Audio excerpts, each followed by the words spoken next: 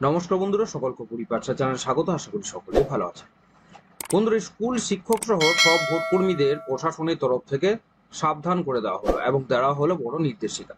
আজকে সেই গুরুত্বপূর্ণ বিষয়টি নিয়ে আলোচনা করতে চলেছি যে কিভাবেই এই সমস্ত স্কুল শিক্ষক সহ সমস্ত ভোট কর্মীদের সাবধান করা হলো।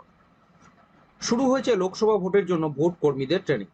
এর মধ্যেই বিভিন্ন জায়গা থেকে বিশৃঙ্খলার ছবি সামনে আসছে। লোকসভা ভোটে বিভিন্ন অভিযোগ তুলে সরব হচ্ছেন ভোট কর্মীদের একাংশ। প্রশিক্ষণ কেন্দ্র ছেড়ে রাস্তায় বেরিয়ে আসে প্রতিবাদে সামিলও হচ্ছেন তারা। এরই মধ্যে ভোটে ট্রেনিং সংক্রান্ত বড় খবর সামনে এলো। লোকসভা ভোট নিয়ে প্রশাসনের বড় নির্দেশিকা সামনে চলে এসেছে। লোকসভা ভোটের প্রশিক্ষণ শুরু হয়েছে সব জেলায়।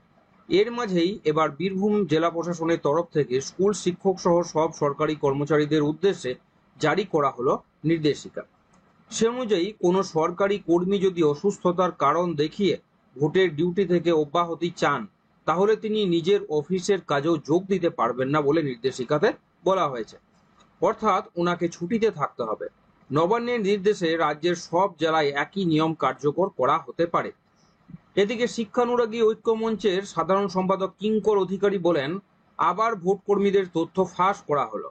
এবার পোলিং পার্টি সহ কোন ব্লকে ডিউটি সবটাই প্রকাশ্যে চলে এলো।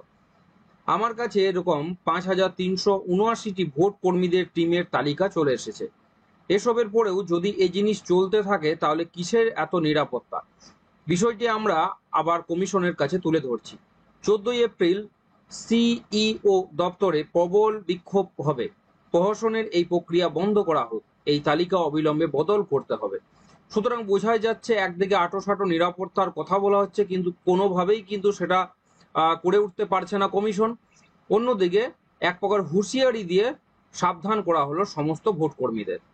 আপনি কি ভাবছেন অবশ্যই কিন্তু কমেন্ট সেকশনে মেনশন করবেন। আসছি পরে ভিডিও নিয়ে। সকলকেই বলবো যারা চ্যানেল নতুন, চ্যানেলটিকে অবশ্যই সাবস্ক্রাইব করবেন, শেয়ার করতে ভুলবেন না, নোটিফিকেশন বেলটি অবশ্যই অন করে রাখুন, ভিডিওকে অবশ্যই একটা লাইক করুন। সকলে ভালো থাকবেন, সুস্থ থাকবেন।